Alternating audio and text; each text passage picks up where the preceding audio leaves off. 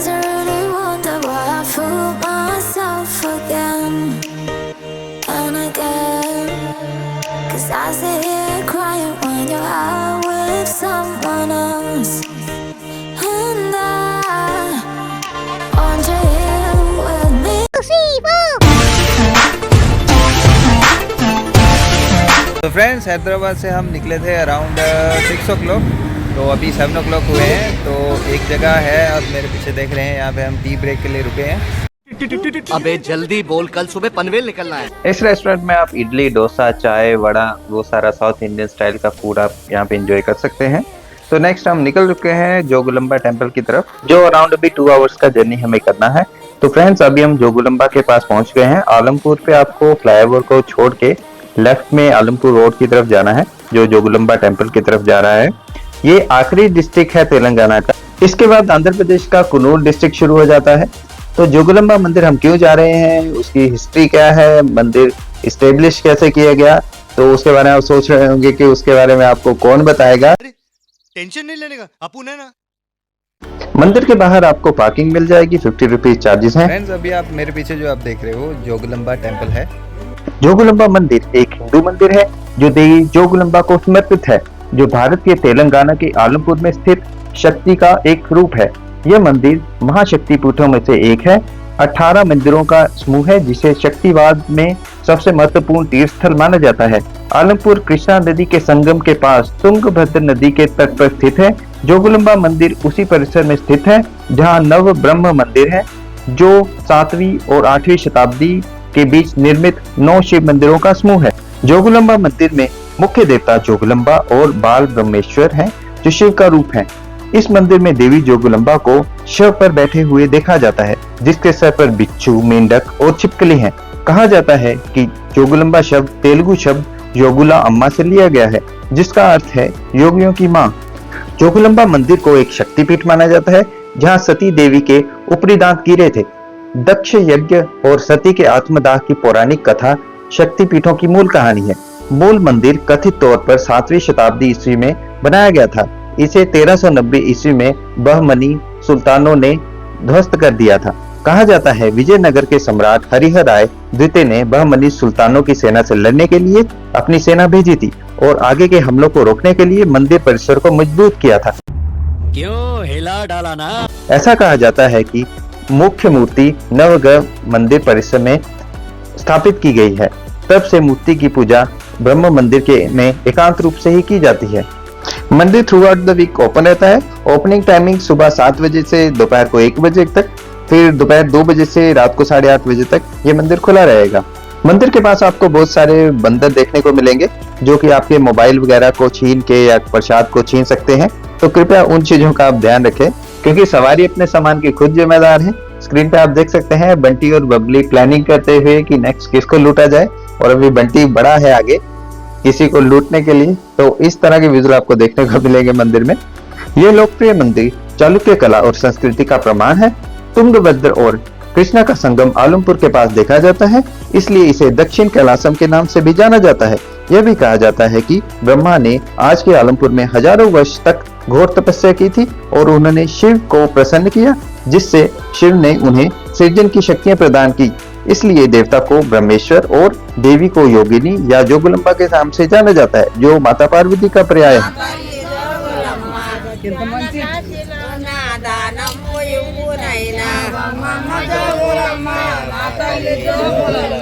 मंदिर परिसर में ही आपको एक मस्जिद देखने को मिलेगी, जो कि कंट्रोवर्शियल है और उस पर मैं ज्यादा कमेंट नहीं करना चाहता।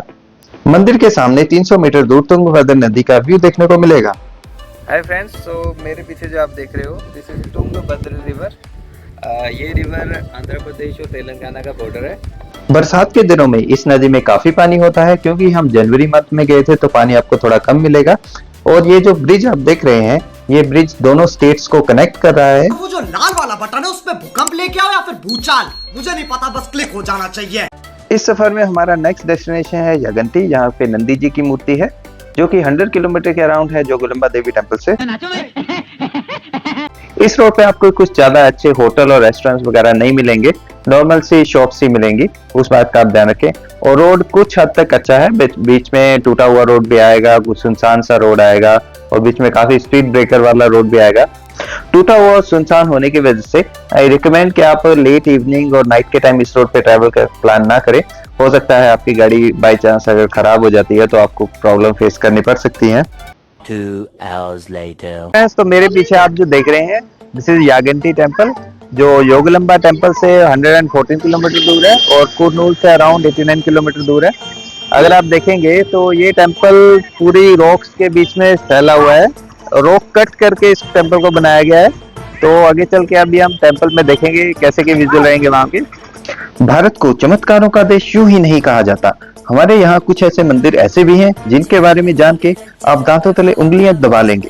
आज हम ऐसे ही मंदिर के बारे में बात करने वाले हैं जो कि दक्षिण भारत में स्थित है और कहा जाता है कि यहाँ पे स्थित नंदी जी की मूर्ति का आकार दिन प्रतिदिन बढ़ रहा है। यह मंदिर है भगवान शंकर और पार्वती जी का है और भारत के पुरातत्व विभाग ने भी इसकी पुष्टि की। ब्यूटीफुल नेचर से घिरे हुए इस मंदिर की खास बात यह है कि यहाँ पुष्करणी नाम पवित्र जल स्रोत है, हम जिसमें हमेशा पानी बहता रहता है। कोई नहीं जानता कि साल के 12 महीने इस पुष्करणी में पानी कहां से आता है। भक्तों का मानना है कि मंदिर में प्रवेश से पहले इस पवित्र जल में स्नान करने से सभी पाप धुल जाते हैं। ये मंदिर की एंट्री पे ही स्थित है, उसके बाद आपको सीढ़ियां चढ़ना शुरू करना पड़ेगा। अपने आप में इस अनोखे मंदिर के बारे में कहा जाता है कि यहाँ नंदी के बढ़ते आकार की वजह से रास्ते में पड़ रहे कुछ खंभों को हटाना पड़ गया है। एक एक करके इस नंदी के पास की कई खंभों को हटाना पड़ गया है। ये बड़ी अच्छी बात कही आप। इस मंदिर का निर्माण वैष्णव परंपराओं के अनुसार किया गया है। इसे 15वीं शताब्दी में विजयनगर साम्राज्य के संगम वंश के राजा हरिहर बुक्का राय ने बनवाया था।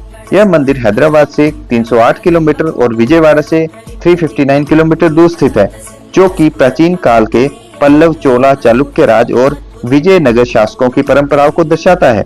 मान्यता है कि इस मंदिर की स्थापना अगस्त्य ऋषि ने की थी। वह यहाँ पर भगवान वेंकटेश का मंदिर बनवाना चाहते थे, लेकिन बनवाने के वक्त मूर्ति का अंगूठा टूट जाने के कारण स्थापना को बीच में ही रोक देना पड़ा। हम पीछे देख रहे हैं, ये यागंटी के महाराज नंदी महाराज हैं, जिनका साइज दिन प्रतिदिन बढ़ रहा है। अगस्त्य ऋषि द्वारा बनाई गई मूर्ति का अंगूठा टूटने से निराश होने पे उन्होंने भगवान शिव की तपस्या की। यहाँ पे जलवा है हमारा।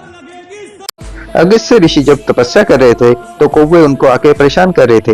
नाराज ऋषि ने श्राप दिया कि यहाँ कौवे कभी नहीं आ सकेंगे। चूंकि कौवे को शनि का वाहन माना जाता है, इसलिए यहाँ शनि देव का वास नहीं होता। यहाँ शिव और पार्वती अर्धनारीश्वर रूप में विराजमान है और इस मूर्ति को अकेले एक पत्थर को तराश कर बनाया गया है। हमारा नेक्स्ट डेस्टिनेशन गंदीकोटा है, the great canyon of India, जो कि कडप्पा के मुदनूरू रेलवे स्टेशन से 26 किलोमीटर दूर है। यहाँ पे आपको एक एंट्री टिकट लगेगी आपकी व्हीकल के अकॉर्डिंग। अगर आपका कोई लोकल व्हीकल है तो उसकी टिकट शायद ना लगे। तो हम इस रिजॉर्ट में स्टे किया था हमने। यहाँ पे कैंपिंग का हमने टेंट वगैरह रेंटेड लिया था, जो कि अराउंड उस टाइम 1200 के अराउंड था। और जो रूम के चार्जेस हैं वो अराउंड 3000 के अराउंड चार्जेस हैं रूम के। और ये विजुअल हैं कैनियन के साइड के। तो नाइट के टाइम कुछ टेंट यहाँ पे भी लगे हुए हैं, तो कैंप फायर का एंजॉय करते हुए कुछ लोग। गंडीकोटा बेसिकली आंध्र प्रदेश में सिचुएटेड है, लेकिन यह उन खंडरों और किलों के लिए उतना नहीं माना जाता जितना अपने नेचुरल नज़ारों के लिए माना जाता है। यह पेना नदी की बहुत गहरी घाटी है और सीधी खड़ी चट्टानें हैं बीच में, इसलिए इसे भारत का ग्रेट ग्रैंड कैनियन भी कहा जाता है। नदी के किनारे 100 मीटर तक एकदम खड़े असल में ग्रैंड कैनियन अमेरिका में है। वहाँ कोलोराडो नदी इसी तरह का कटान करती है और काफी प्रसिद्ध हो गई है। जिस समय हम्पी का विजयनगर साम्राज्य अपने पूरे वैभव पर था, उसी समय हम्पी से कुछ ही दूर एक छोटा सा साम्राज्य बना हुआ था जिसकी राजधानी गंदीकोटा थी। फिर दिल्ली सल्तनत ने जब गंदीकोटा पर आक्रमण करने शुरू किए तो ना तो हम्पी टिक पाया और ना ही गंदीकोटा। हाँ, इस सुल्तान के खिलाफ लड़ने को हम्पी और गंदीकोटा एक जरूर हुए, लेकिन खुद को बचा नहीं पाए। आज हम्पी भी खंडर हो गया है, गंदीकोटा भी। तो ये पूरा ट्रैक कवर करते हुए हम नेचर व्यू पॉइंट की तरफ जा रहे हैं। जब तक तोड़ेंगे नहीं तब तक छोड़ेंगे।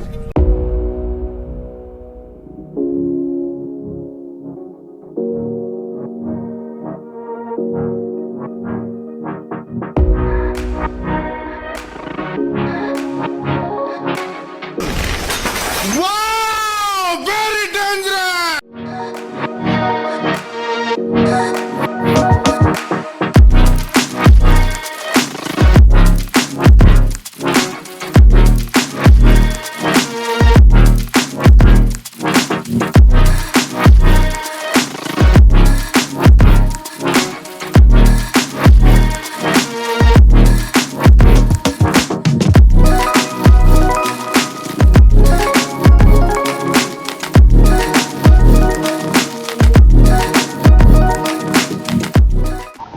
हेलो फ्रेंड्स, तो अभी हम आगे हैं गंदीकटा फोर्ट में।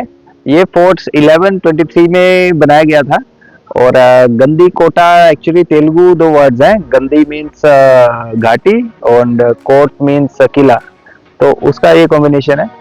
किले के अंदर आपको हिस्टोरिक मॉन्यूमेंट्स देखने को मिल सकते हैं, जिसमें कुछ मंदिर हैं, मिनी चार मीनार है, एक जामा मस्जिद है और कुछ अलग डिफरेंट वैरायटी ऑफ व्यूज हैं, जैसे आप स्क्रीन पे देख सकते हैं। यहाँ पे मीर जुमला ने 1650 में इस किले पे कब्जा कर लिया था और मंदिर के अंदर उसने एक भव्य जामा मस्जिद का निर्माण करवाया है।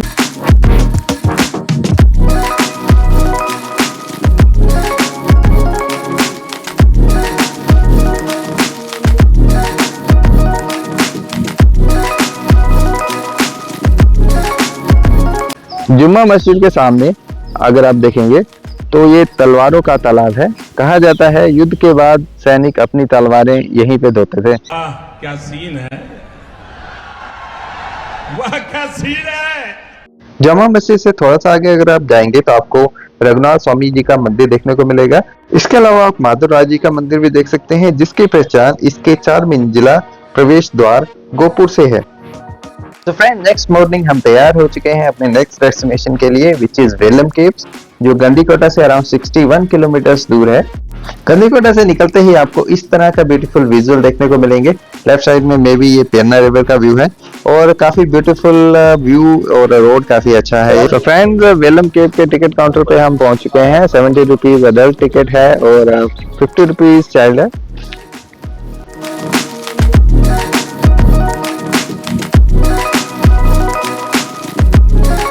ये पूरी सीढ़ियां उतर के हमें नीचे वेलम केव्स की तरफ जाना है और आप बाहर का व्यू देख सकते हैं, इस तरह का व्यू है और इसके नीचे पूरी केव है।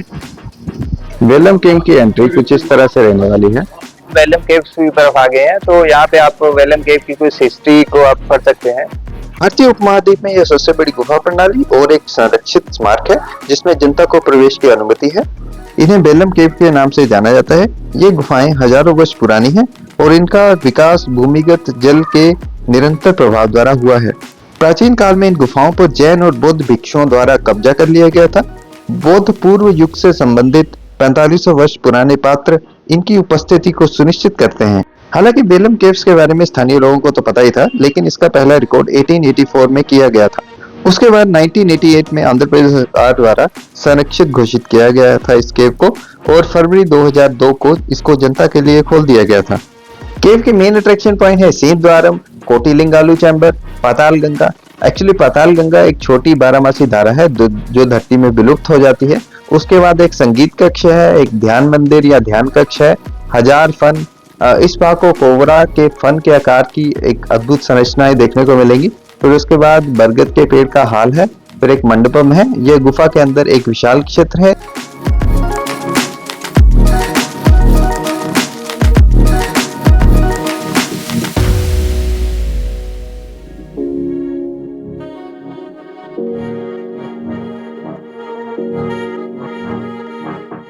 थोड़ा सा अभी आप अगर देखें तो थोड़ा झुकते चलना पड़ रहा है, कि यहाँ पे थोड़ा स्पेस आप देखिए, मेरे पीछे बहुत ही कम स्पेस बचा हुआ है।